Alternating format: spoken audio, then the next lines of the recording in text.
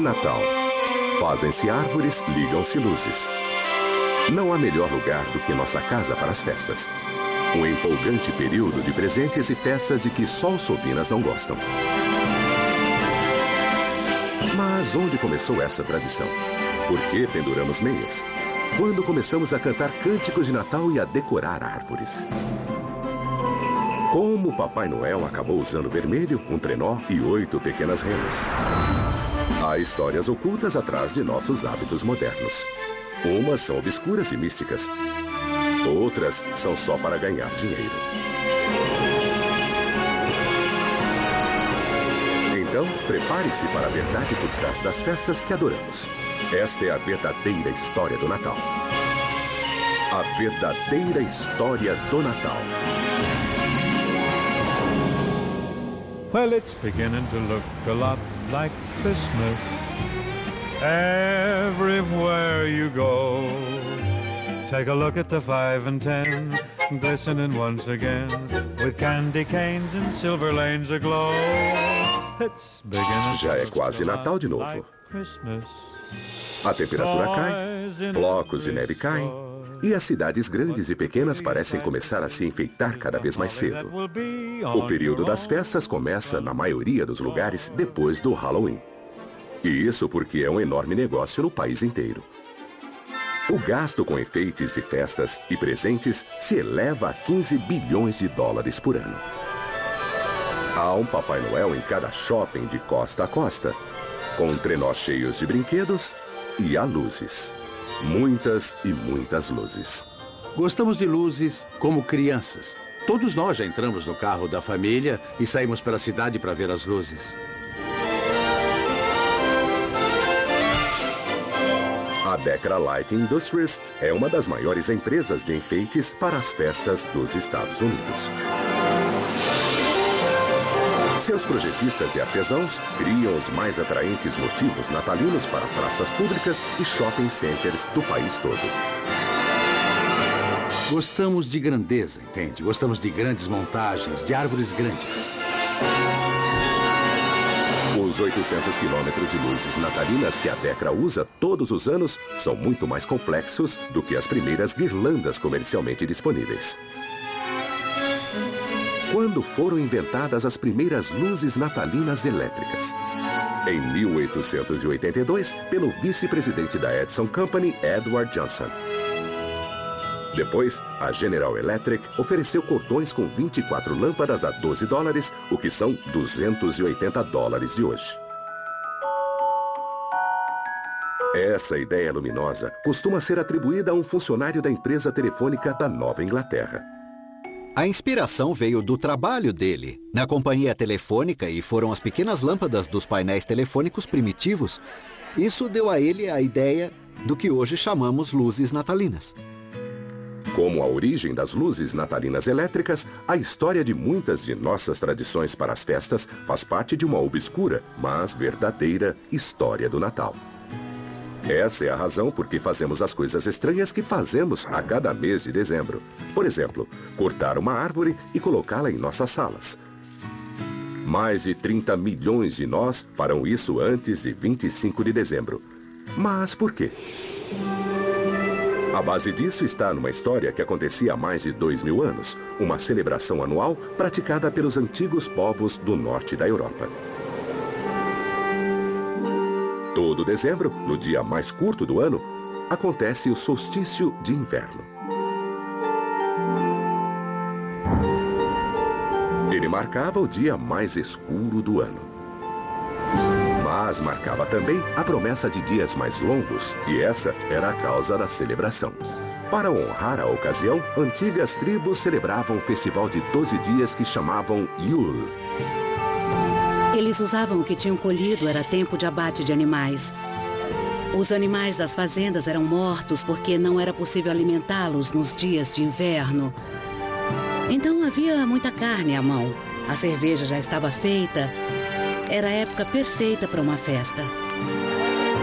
Os nórdicos queimavam uma tora gigante durante os 12 dias da festa.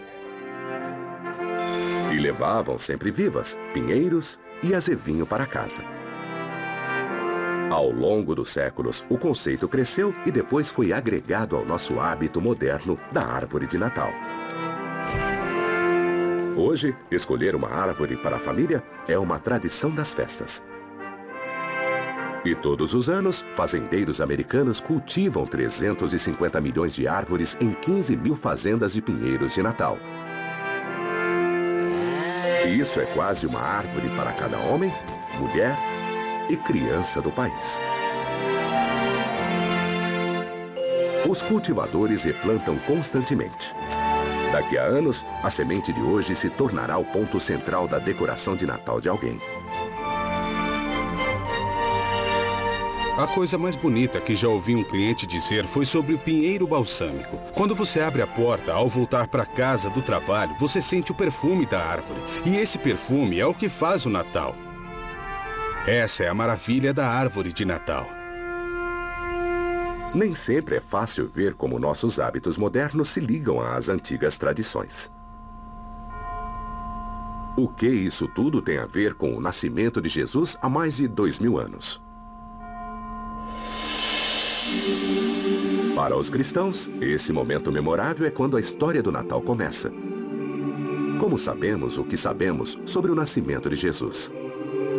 Na verdade, há duas fontes no Novo Testamento para a Natividade: o Evangelho de Mateus e o Evangelho de Lucas. Um não se refere ao outro. Um pode até ignorar o que o outro escreveu e cada um conta coisas sobre o nascimento de Jesus. E o que tendemos a fazer é juntar as duas histórias para ter uma visão maior do que chamamos natividade. O Evangelho de Mateus introduz a estrela de Belém.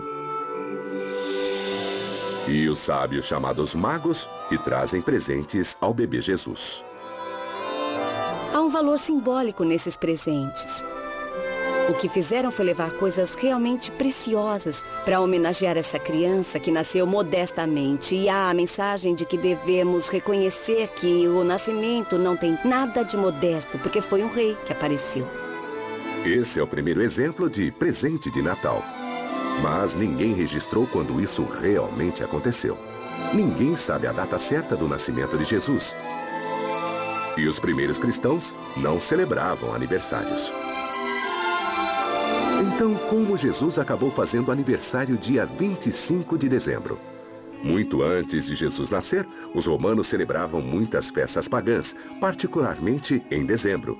E essas festas de fim de ano criaram o palco para as festas natalinas modernas.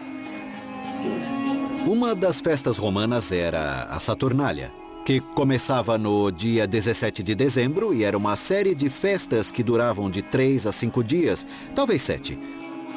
Você pode imaginar uma grande festa no escritório, mas de togas. Os romanos trocavam presentes na Saturnália, assim como fazemos no Natal. Os escravos recebiam refeições especiais de seus amos e gozavam de uma liberdade que não tinham o resto do ano. A segunda festa é o Ano Novo. Era uma festa de 5 dias e era muito divertida também. E entre a Saturnália e o Ano Novo, já havia a celebração de um deus romano no dia 25 de dezembro. Esse deus, Mitras, e mais um deus, Sol Invictus, o deus Sol Invicto, eram ambos festejados em 25 de dezembro.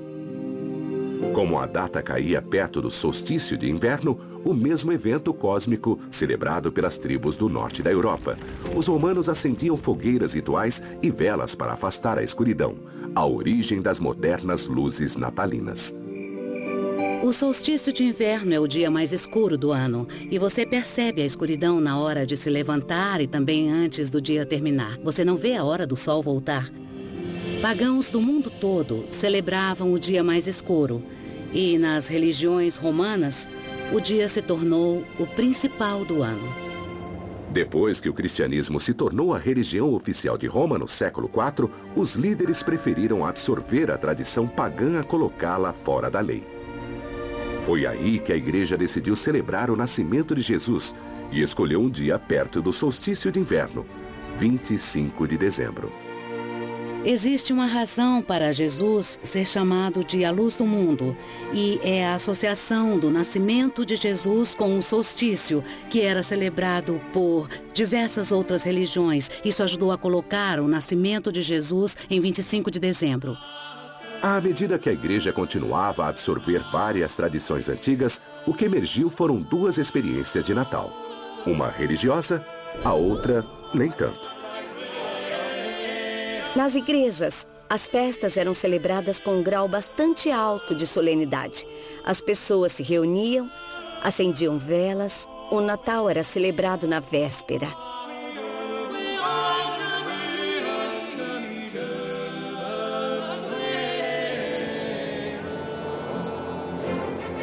Mas fora da igreja, nas casas particulares e na praça da cidade, o Natal mais parecia uma festa pública de bêbados. No fim, esse Natal grosseiro e secular dominaria o Natal religioso, o que forçou os futuros reformadores a banir as duas modalidades de uma vez.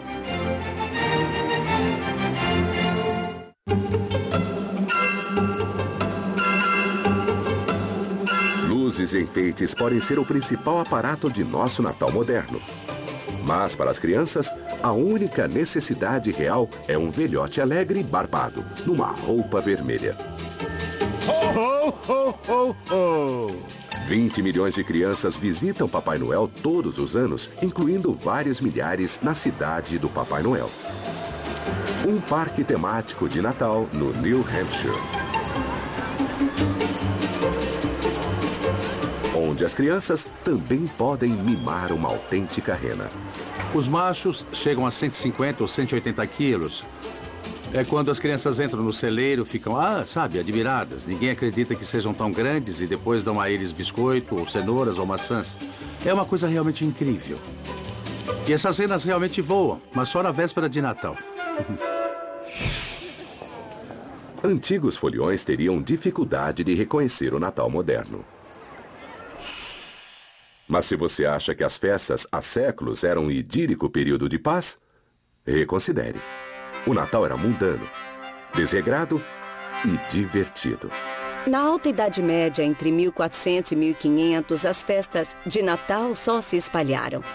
Reis falavam de como davam grandes festas de Natal, dar presentes ficou muito popular e a tradição das luzes e de queimar um tronco ganhou muita popularidade. Mas o Natal também era um dia solene na igreja, passado em oração. E todos esses natais religiosos e seculares tinham suas próprias músicas, assim como temos hoje. Nas igrejas haviam sinos, música sacra, e ela era cantada em latim. E gradualmente se viu o desenvolvimento no século XII dos cânticos de Natal. Esses eram cantados em idioma local e não em latim, em linguagem que todos entendiam. Qualquer um podia apreciar as músicas. As pessoas podiam cantar junto. E logo virou tradição não cantar essas músicas só na igreja. Mas os natais medievais não tinham só cantos. Havia muita bebida e os foliões imploravam de porta em porta um gole da bebida local, embebedando-se a cada nota que cantavam. Então, o Natal parecia qualquer coisa. Menos uma festa solene, uma festa orientada para os relatos bíblicos. Parecia outra coisa. Aliás, francamente, parecia o que sempre foi. Uma espécie de festival de celebração e farra. No século XVII, os reformistas religiosos estavam perdendo a paciência com as tradições cristãs mais desbragadas. Resolveram que as festas eram simplesmente excessivas e decidiram banir o Natal de uma vez. Mas como o Natal poderia virar ilegal? Houve uma espécie de retrocesso contra o Natal. Entre grupos protestantes era visível o desejo de não celebrar o Natal, ou repúdio ao Natal como uma invenção católica, realmente algo que a Igreja Católica deixou acontecer.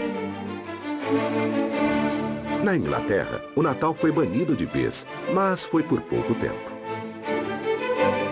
Em poucos anos, uma visão mais restrita das festas estaria de volta. Mas o Natal também teria suas dificuldades no Novo Mundo, no início do século XVII. Devotos colonizadores ingleses viam as festas com maus olhos. E quando colonizadores europeus vieram à América, a recém-formada colônia de Massachusetts não quis saber da festa e em 1659 também baniu o Natal. Os puritanos da Nova Inglaterra sabiam muito bem da origem pagã da celebração do solstício de inverno e quiseram evitar qualquer associação com isso. Um puritano comentou que o Natal era o naufrágio da castidade. E outro, em Boston, disse que o homem desonrava mais a Cristo nos 12 dias das festas do que nos outros 12 meses do ano. As colônias começaram a se espalhar costa abaixo e colonizadores da área do meio Atlântico eram muito menos conservadores. Em meados do século XVIII, esses colonizadores tinham adotado muitas tradições de Natal da Europa. Mas muita gente mantinha viva a antiga atitude de festa desbragada. Na Virgínia, por exemplo, a maioria das pessoas celebrava as festas com um jantar entre amigos. E os registros coloniais e do começo da República estão cheios de exemplos dessas pessoas. Por exemplo, uma família da Virgínia estava dando um jantar de Natal. Os festeiros ficaram sabendo e começaram a bater na porta e a usar o velho ritual: nos dê comida e bebida, ou vamos jogar pedras nos vidros. Portanto, as duas tradições estavam aí. Com o tempo, a América amadureceu e também os costumes de Natal, quando os ricos lançaram uma cruzada contra os excessos do Natal. Respeitáveis americanos de classe média queriam pegar a festança de Natal, a festança pública que acontecia nas ruas e levar isso para casa. Eram pessoas com propriedades e tinham medo da destruição, tinham medo de perder o que tinham. Então, eles queriam pegar esse evento público, grosseiro, tirá-lo das ruas e levá-lo para dentro de casa. Além de colocar o foco do Natal na família, em uma reunião particular que aconteceria em casa. Esse esforço foi mais deliberado e muito bem sucedido na progressista cidade de Nova York. Seus fundadores, os holandeses, adotaram de seu velho mundo o hábito de natais caseiros. E um nova-iorquino, professor universitário com dotes poéticos. Mudaria a face do Natal para sempre.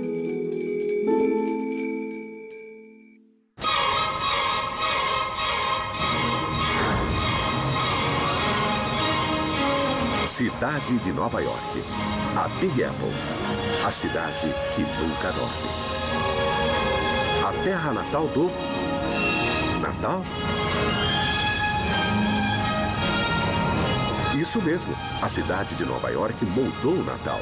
O Natal moderno e secular que celebramos hoje, mais do que qualquer outra cidade do mundo.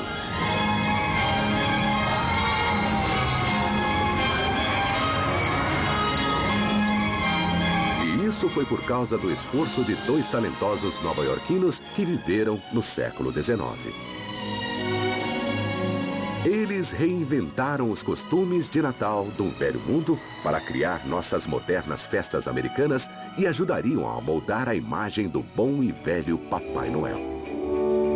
A Nova York que eles conheceram era a grande metrópole da América, uma cidade no ritmo da Revolução Industrial que estava transformando a América da noite para o dia. Nova York nos anos 1800 era uma cidade que vivia na mudança. A população explodia. Havia novas indústrias, havia novas lojas que cresceram muito e que deram os fundamentos do que se tornou a comercialização do Natal. Mas ela não era só uma cidade atenta às mudanças. Era também uma cidade atenta a novas ideias. Clement Clark Moore, um professor nova-iorquino de literatura grega e oriental, teve uma ideia que mudaria o Natal para sempre. Em 1822, ele escreveu um poema de 56 linhas que se chamava A Visita de São Nicolau, hoje mais conhecido como A Véspera de Natal. Quase com uma só mão, ele criou a moderna visão americana do Natal. O que há de interessante no poema de Moore é que ele refinou várias tradições no começo do século XIX. Juntou todas elas e acrescentou uma própria, de sua imaginação. O poema de Moore se tornou uma abertura, um divisor de águas de como o Natal era celebrado. O assunto de Moore era o Papai Noel como o conhecemos hoje. Ele se inspirou em duas figuras lendárias do Velho Mundo.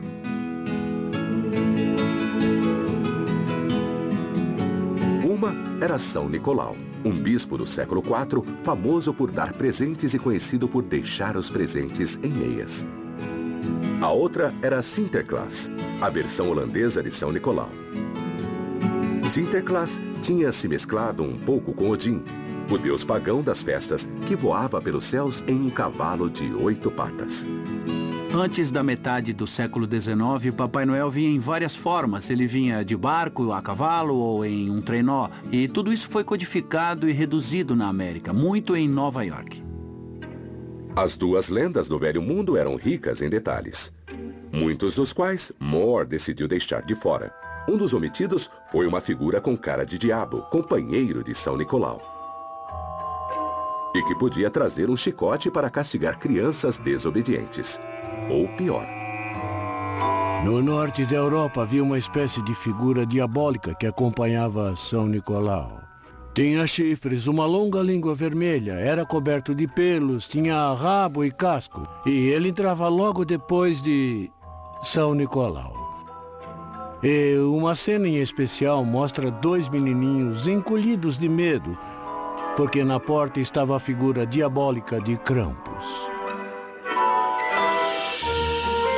Mas o Papai Noel de Clement Clarke Moore só personificava o bem.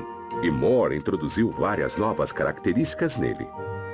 Ele o vestiu com roupa americana, deu a ele um cachimbo e o retratou não como um padre, mas como um sorridente e alegre doente, com brilho nos olhos. Nas costas, ele levava um saco cheio de brinquedos para as crianças da casa.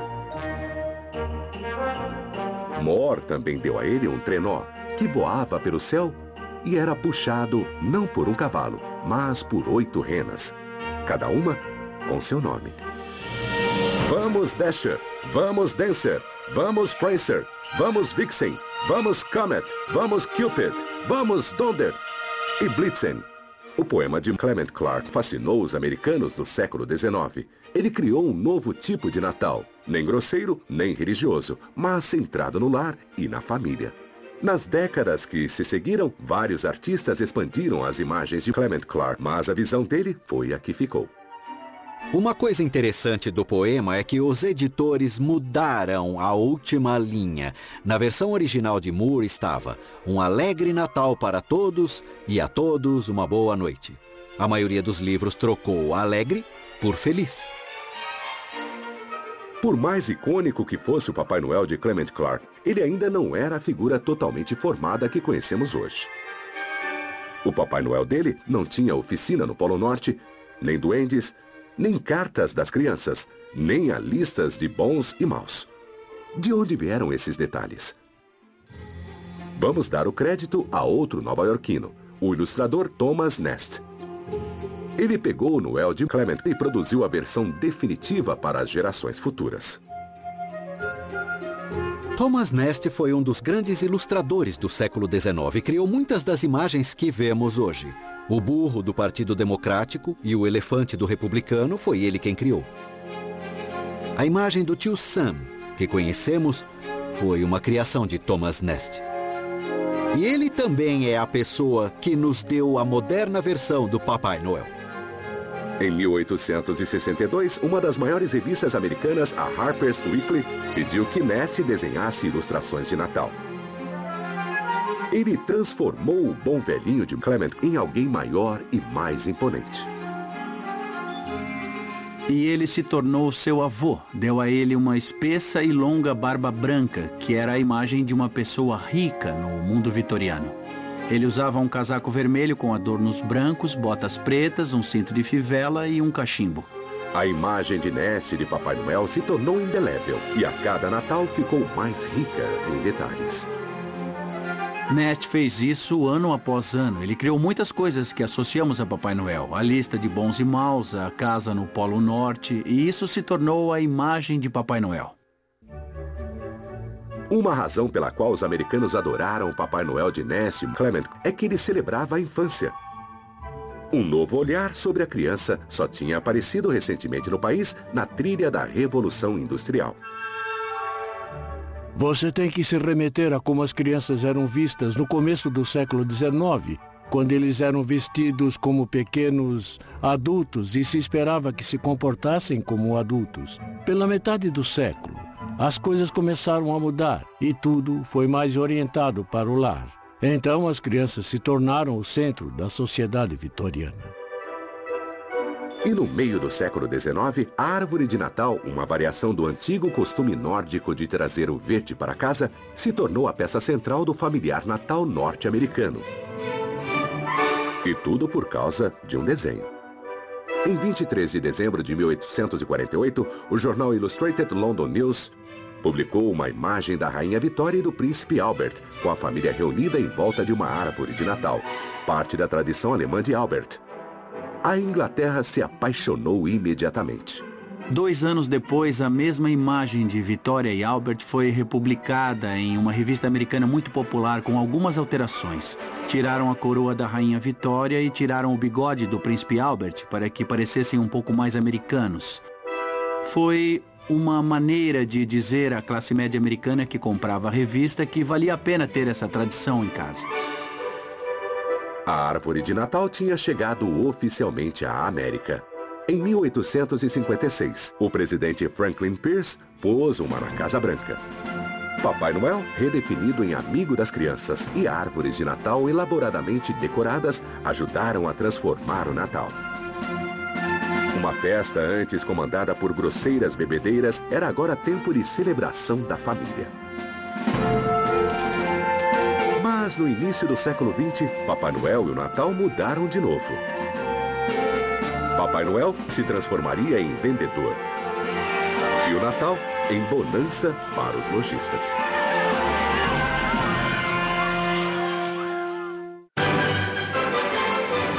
Para 79 milhões de compradores, a temporada de Natal começa no dia seguinte ao de Ação de Graças, quando é dado o sinal dos varejistas para a chamada Sexta-feira Negra.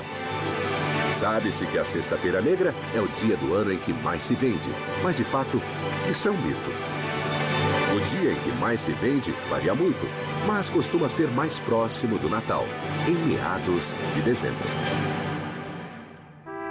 Por isso, os shoppings se enfeitam, eles se preparam para o Natal. Além de ser atencioso e caloroso e solícito para com o próximo, também é hora de pensar em comprar presentes. Mas como o Natal ficou tão comercial? E como toleramos e até celebramos isso? Já em meados do século XIX, o Natal tinha influenciado lojas e armazéns que comercializavam as festas para o consumidor. Com um papel de embrulho especial, cartões de Natal, enfeites e principalmente brinquedos. Era a época da Revolução Industrial, cuja marca foi criar inúmeras coisas baratas e criar uma classe média que tinha dinheiro e queria comprar essas coisas. Então não é difícil ver por que Papai Noel foi adotado pelos lojistas. A primeira vez que uma loja de departamentos usou Papai Noel para vender bens foi na década de 1840. Papai Noel apareceu na propaganda de uma loja de departamentos como uma ilustração parecida ao São Nicolau holandês. Um velhinho que descia por uma chaminé. E de 1874 em diante, apareceram inúmeras companhias que usaram Papai Noel como vendedor. Muitas imagens estranhas, como saindo de uma chaminé ou vendendo carvão, por exemplo. Ou vendendo sapato ou qualquer coisa. Ele é um vendedor quase desde sempre na América. Com o passar do tempo, Noel passou a vender mais do que produtos. Ele vendia o próprio Natal e a suave nostalgia que ele invocava. Durante 2 guerras mundiais, Noel lembrou aos soldados pelo que estavam lutando e ajudou na caridade aos desfavorecidos. Noel vendeu a própria ideia de Natal como um tempo de paz e boa vontade entre os homens. E em 1940, o papel de Papai Noel como ícone da propaganda deu a ele uma aparência padrão. pintor Norman Rockwell reinterpretou a roupa vermelha e a barba branca do Noel de Thomas Nast e o trouxe para o século XX. As capas de revistas de Rockwell e cartões de boas-festas mostravam o Papai Noel grande e bonachão. E outros seguiram o caminho de Rockwell. As lojas de departamento começaram a padronizar Papai Noel. A começar, ele ficou de vermelho e branco quase sempre.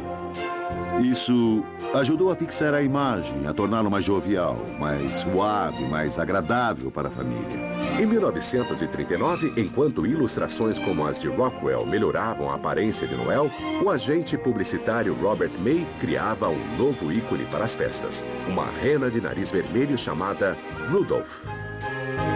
Rudolph foi criado para a loja de departamentos Montgomery Ward de Chicago. Eles queriam criar uma espécie de folheto, um brinde de Natal, digamos. Ele escreveu um panfleto com 38 páginas em versos sobre uma rena triste que ele chamou Rena de Nariz Vermelho, mas acharam que ela devia ter um nome melhor e virou Rudolph. Foi um sucesso.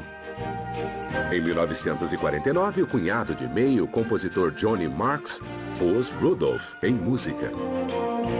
Ele escreveu a canção e a deu a Gene Autry, que não gostou nada da música e que não queria gravá-la. Mas a mulher de Gene Autry disse: a música é boa, você deve gravar. Rudolph the red-nosed reindeer had a very shiny nose, and if you ever saw it, you would even say it glows. No fim, Autry concordou em gravar a música, mas só como o lado B de um de seus discos. Lado B ou não, Rudolph se tornou o maior sucesso da carreira de Autry. Cantada por milhões há 60 anos, a história da ex-esquiva rena entrou para a história. É o perfeito exemplo de alguém que não era popular, que de só receber gozação das pessoas acaba como herói. Não é isso que todos queremos? Não é à toa que a história deu certo. Rudolph, a rena de nariz vermelho, se tornou uma das canções mais populares de todos os tempos. Mas é uma canção infantil.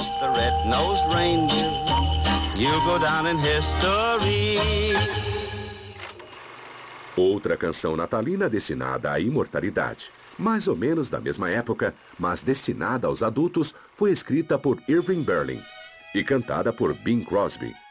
E é o maior de todos os sucessos, White Christmas.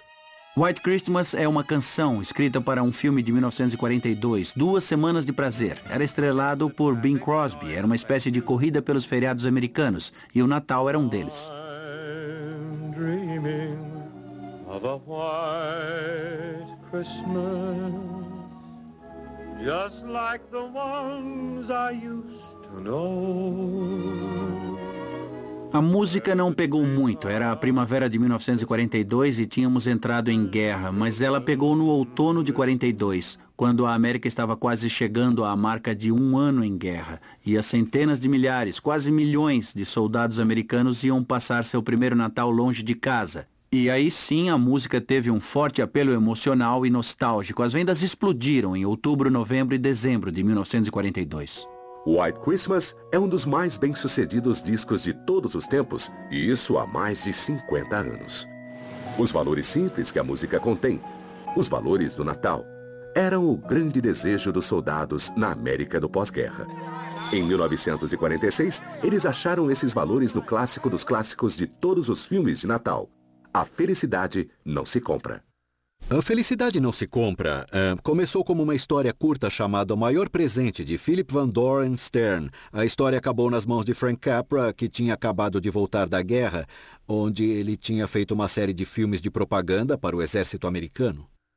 O diretor vencedor do Oscar produziu uma obra-prima sentimental sobre George Bailey, um homem que vê como o mundo seria se ele não tivesse nascido.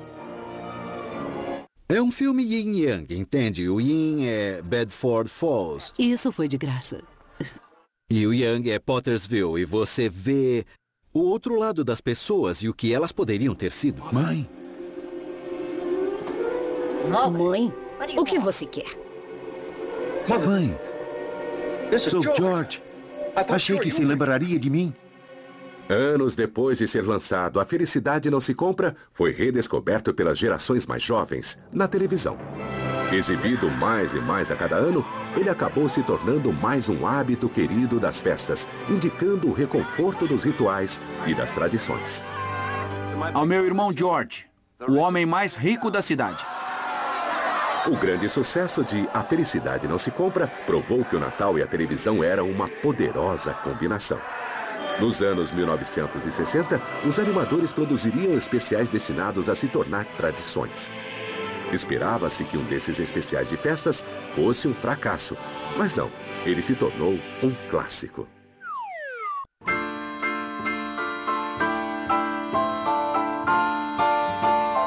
O Natal na América evoluiu ao longo dos séculos, em ritmo com a própria nação, em rápida mudança. Mas até mesmo os dias de hoje, o Natal permanece uma festa familiar, cheia de nostalgia e de lembranças da infância.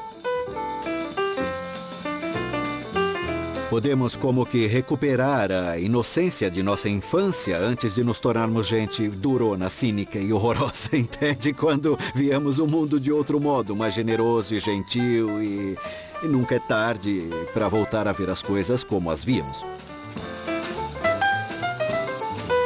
O poder do Natal de espalhar alegria e criar boas lembranças explodiu com a ascensão de uma instituição que as crianças adoram tanto quanto o Natal: a televisão. Nos anos 1960, as crianças contemplaram a idade de ouro da TV. A idade do ouro dos especiais de Natal começou nos anos 60 e foi até os anos 70. Os especiais se dirigiam especialmente às crianças, apesar de serem sofisticados o suficiente para entreter os adultos. O primeiro desenho animado especial de Natal estreou em 1962. O Conto de Natal de Mr. Magoo, uma adaptação da grande história de Charles Dickens. Se você pensar friamente, é uma estranha combinação de Mr. Magoo e um conto de Natal. Ele era um personagem engraçado e fez um papel dramático da literatura clássica. O Natal é uma enganação! Feliz Natal! Chega disso de Feliz Natal! Se fosse por mim, qualquer bobo que saísse por aí dizendo Feliz Natal a todos deveria ser cozido no seu próprio caldo e enterrado com um galho de azevinho no coração. Ora, enganação! Acho que é a melhor versão de um conto de Natal que já filmaram. Depois de O Conto de Natal de Mr. Magoo, vieram inúmeros especiais de animação destinados a serem revistos a cada Natal em décadas futuras. Rudolph, a Rena de Nariz Vermelho, Frosty, o Homem de Neve, Papai Noel vem à cidade. Deixe-me fazer um pouco de mágica. E como o Grinch roubou o Natal de Dr. Seuss. Mas em 1965, um especial estrelado por um menino de cabeça redonda que procurava o sentido do Natal superou a todos. Em 1965, recebemos uma chamada da agência de propaganda McCarrickson, que representava a Coca-Cola. Disseram: você e o Sr. Schultz já pensaram em fazer um filme de Natal com Charlie Brown? Eu menti e disse: com certeza. Chamei Spark, nosso apelido para o Sr. Schultz, e disse: acho que acabei de vender o Natal de Charlie Brown. E ele disse: o que é isso? Respondi: é o que você vai escrever amanhã. Mendelssohn e o animador Bill Melendez tinham de criar um especial de animação de 30 minutos em apenas 6 meses. E fizeram escolhas criativas radicais como, por exemplo, usar atores infantis para as vozes. Eu tinha 9 anos. Eles tinham 8 anos e 7 anos. Estávamos em um estúdio pulando e correndo, tocando bateria e tudo mais, porque era um estúdio de gravação onde, por exemplo, os Doors gravaram um álbum. O trabalho progredia, mas o tempo era curto. O filme foi terminado mais ou menos uma semana antes de ir ao ar. Depois o levamos à CBS. E 3 pessoas não gostaram nada do que viram e disseram: vamos ter de exibir porque está programado para daqui a 4 dias. Valeu a tentativa, mas o filme não funciona. Então nosso caminho foi muito difícil. Foi incrível ele simplesmente ter ido ao ar. Um dos problemas que preocupava a todos era a insistência de Schultz em citar a Bíblia. Um de nós disse: você acha que podemos animar um menino lendo a Bíblia? Você acha que pode ser? E me lembro que ele disse na hora: se nós não pudermos, quem vai poder?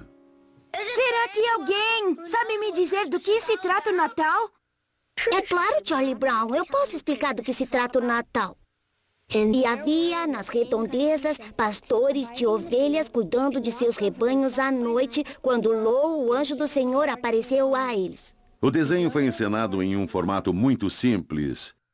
E do modo como Christia, o maravilhoso ator, leu o texto, o desenho se tornou um momento inesquecível da história da animação. Porque para vocês nasceu hoje, na cidade de Davi, um Salvador, o Cristo Senhor. O sucesso de O Natal de Charlie Brown provou mais uma vez que o Natal religioso e o secular não são mutuamente exclusivos. Cada um dá seu charme às festas. É disso que se trata o Natal, Charlie Brown. Meios séculos depois que Linus pronunciou suas memoráveis palavras, o Natal continuou a se ajustar a tempos de mudança. Em 1968, a tripulação da Apollo 8 passou o Natal no espaço, quando a nave orbitou a Lua pela primeira vez, na véspera de Natal. Encerramos desejando boa noite e boa sorte. Um Feliz Natal e que Deus abençoe a todos vocês na boa e velha terra. Mais recentemente, o Natal foi revolucionado pela internet. Nela, simples cliques em sites como a Amazon adicionaram à rede o vocabulário de Natal. A segunda-feira cibernética se juntou à Sexta-feira Negra como um marco para o varejo. É realmente notável, mas nos últimos 20 anos houve uma revolução no modo como fazemos compras de Natal. Há 20 anos, você tinha que ir até um shopping center ou uma grande loja de departamentos e isso levava tempo. Agora você se senta na frente do seu computador, bate ali algumas teclas e... feito! É mais rápido, é mais eficiente, mas, sabe, não é mais tão gostoso. Essas são as últimas alterações em uma velha história. A das muitas maneiras como celebrarmos uma antiga festa.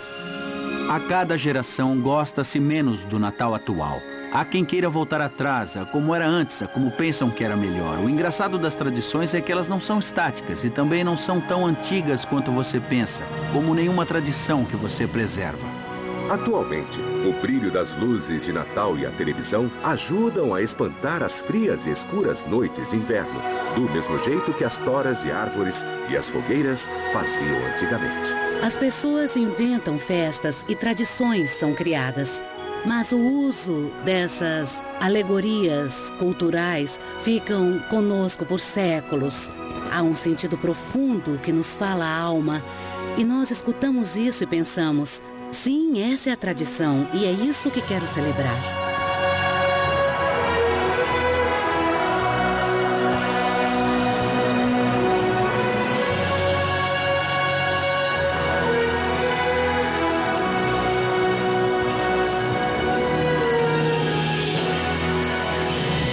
Até onde nossa memória alcança, trazemos árvores para casa e acendemos velas.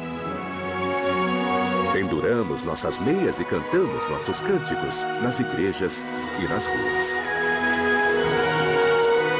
Em meio ao caos, até encontrarmos tempo para nos alegrarmos com o nascimento de uma criança há 2000 anos. Feliz Natal para todos e a todos uma boa noite.